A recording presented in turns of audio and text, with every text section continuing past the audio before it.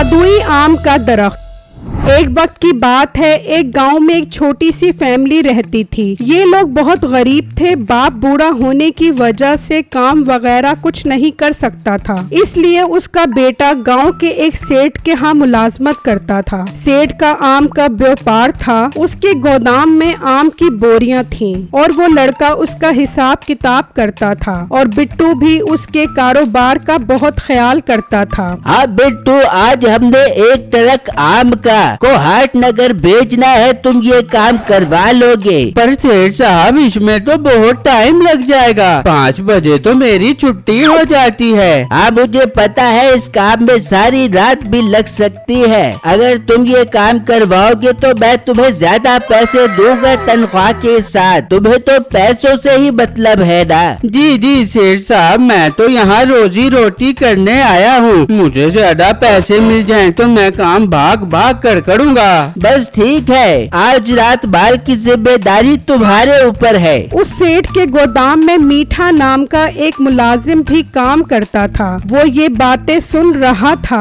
ये सेठ बहुत सियाना है, सारे रोजी वाले काम इसे बता देता है और गंदे मुफ्त वाले काम मेरे सर पर डाल देता है। मैं जाकर इससे बात करता हूँ। फिर मीठा उसके पास आता है। सेठ साहब, ये अच्छी बात नहीं है। वो कोई काम करे तो उसे एक्स्ट्रा पैसे देते हो और मैं कोई काम करूँ तो मुझे फूटी कौड़ी भी नहीं देते। मीठे, ये काम बहुत हसास है। सारी बोरियों का हिसाब रखना कोई आसान काम नहीं है। एक बोरी भी इधर उधर हो गई तो सारी जिम्मेदारी बिट्टू के ऊपर आएगी। ये बात सुनते ही मीठे के जहन में एक आइडिया आता है। जी सेठ साहब, आप बिल्कुल ठीक फरमा रहे हैं। मैं अपने अल्फाज की आपसे माफी चाहता हूँ। बिट्टू, तुम ठीक से काम करना। मेरी छुट्टी का टाइम हो गया है, मैं अब चलता हूँ। ये कहकर मीठा वहाँ से चला जाता है और गोदाम से बाहर आकर सोचने लग जाता है। आज रात बहुत अच्छा मौका है। आम की 2 बोरियां मैं अपने घर ले जाऊंगा और सजा ये मोटा बिट्टू भुगतेगा। फिर मीठा अपने घर की तरफ चल पड़ता है। मीठे की एक बहन और माँ थी। मीठा जैसे ही घर पहुँचता है, आप मेरे लाल आजा, बहुत मेहनत करता है। जाकर मुही भाई के लिए पानी लेकर आ। अच्छा अम्मी जान, अभी लेकर आती हूँ भाई के लिए पानी। हाँ, बीच में चीनी डालकर लाल रंग का रूअफ़ज़ा भी डाल दी। सादा पानी मेरे मुंह से नहीं उतरता। अच्छा भाई, अब आराम से बैठी, मैं भी लेकर आई। फिर उसकी बहन पानी लेने चली जाती है। सुना बेटा, तनख्वाह लेके आ गया है मेरे बेटे। मेरे लाल, मेरे हाथ पे रख दे तनख्वाह। अच्छा, तो मामला यहाँ तक पहुँच गया है। मैं भी कहूँ कि आज अम्मा को हो क्या गया है। आते ही मेरा सोना, मेरा लाल। अब समझ आइए, मस्के तनख्वाह लेने के लिए लगाए जा रहे थे। तो तनख्वाह के लिए ही मस्के लगाऊंगी, और तेरी शक्ल तो ऐसी नहीं है जिस पर मुझे प्यार आए। ला दे तनख्वाह, ज्यादा बातें ना कर। ओ अम्मा, ज्यादा परेशान मत हो। तुझे तनख्वाह भी मिल जाएगी और आज रात को 2 आम की बोरियां भी मिल जाएंगी। सारा दिन अपने बगैर दांतों वाले जबड़ों से आम चूसती रही। क्या आम की 2 बोरियां? ले आ बेटा, काफी टाइम हो गया है आम चूसे हुए। फिर जब रात होती है तो मीठा अपने दोस्त के पास जाता है। हाँ बेटे, इस टाइम क्यों आया है मेरे पास? भाई, तेरे लिए एक बहुत अच्छी ऑफर लेकर आया हूँ। कैसी ऑफर? अगर अच्छी है तो बता। फिर मीठा उसे सारी बात बताता है तो वो ये बात सुनकर खुश भी होता है और परेशान भी। अरे भाई, अगर पकड़े गए तो तू जानता है वो सेठ कितना खतरनाक है। वो तुझे और मुझे दोनों को खोता बना कर मारेगा। तू उसकी परेशानी छोड़, जो कह रहा हूँ उस पर अमल कर। अगर आम की बोरी लेनी है तो। यार, आम की बोरियां तो लेनी है मैंने। मीठे मीठे आम मुंह से मैदे तक जाते हुए किसे बुरे लगते हैं। बस फिर तैयार हो जा, वो माल लोड करवा रहा होगा। हम दोनों मौका देखकर वहाँ से 3 बोरियां उठा लेंगे। फिर वो दोनों गोदाम में आते हैं और एक जगह छुप जाते हैं और मौका देखकर आम की एक बोरी उठाकर बाहर आ जाते हैं। यार, ये पहली बोरी मैं अपने घर लेकर जाऊंगा, फिर तेरी बोरियां तेरे घर पहुंचाऊंगा। ओ हेलो, ज्यादा सियाना बनने की जरूरत नहीं है, मैं जबान का बहुत पक्का हूँ। तेरा हिस्सा तुझे मिल जाएगा, पहले 2 बोरियां मेरे घर पर पहुँचवा।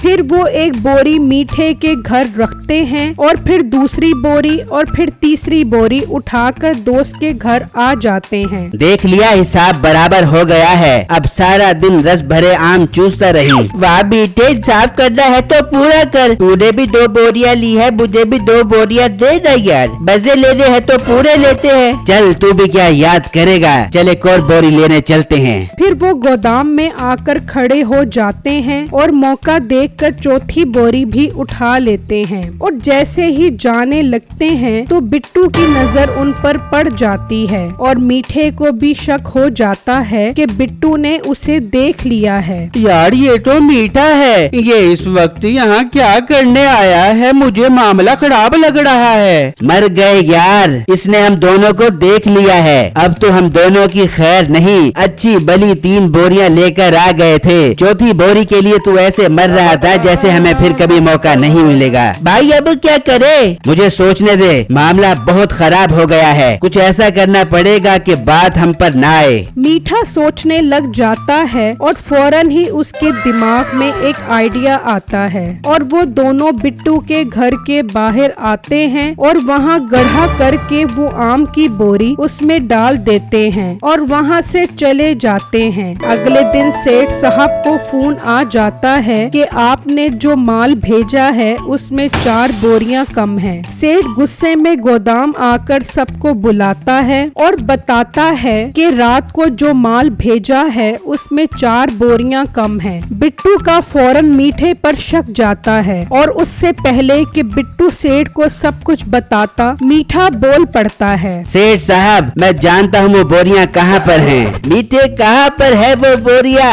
सेठ साहब, आप जिसे हमदर्द समझ रहे हो वो असल में आस्तीन का सांप है। मीठे बात मत घुमाओ, बताओ वो कौन है? सेठ साहब, ये मोटा बिट्टू, इसने वो 4 बोरियां गोदाम से चोरी की हैं। मुझे कल रात आपके गोदाम की फिक्र में नींद नहीं आ रही थी तो मैंने सोचा गोदाम की हिफाजत करने के लिए आ जाऊं। तो मैंने देखा कि ये मोटा एक एक बोरी करके अपने घर पहुंचवा रहा था। सेठ साहब, ये झूठ बोल रहा है, वो बोरियां मैंने नहीं, इसने चोरी की हैं। बस मोटे बस, पता नहीं लोग झूठ भी कितनी डिटाई से बोल लेते हैं। सेठ साहब, आप चलो मेरे साथ, मैं आपको दिखाता हूँ। फिर वो बिट्टू के घर के बाहर खुदाई करते हैं तो वहाँ आम की बोरी निकलती है और एक आम बोरी में से निकलकर उस गड्ढे में गिर जाता है। देख लो सेठ साहब, अभी एक बोरी निकली है इसके घर के बाहर से और बाकी 3 बोरियां इसने बेच दी होंगी। बिट्टू, मुझे तुमसे ये उम्मीद नहीं थी। 3 बोरियों के 20,000 रुपए और जो तुमने 50,000 मुझसे कर्जा लिया था, कुल 70,000 रुपए मुझे 2 दिन में मिल जाए, वरना पुलिस के पास जाने के लिए तैयार हो जाओ। फिर वो सब वहाँ से चले जाते हैं। बिट्टू के माँ बाप उसे बहुत तसल्ली देते हैं लेकिन उसकी परेशानी कहाँ कम होनी थी क्योंकि उसने 2 दिन में 70,000 जो वापस करने थे। इसी परेशानी में रात हो जाती है और वो सो जाता है। फिर जब वो सुबह उठता है तो देखकर हैरान रह जाता है कि वहाँ एक बड़ा सारा जादुई आम है जिस पर एक टूटी लगी हुई है।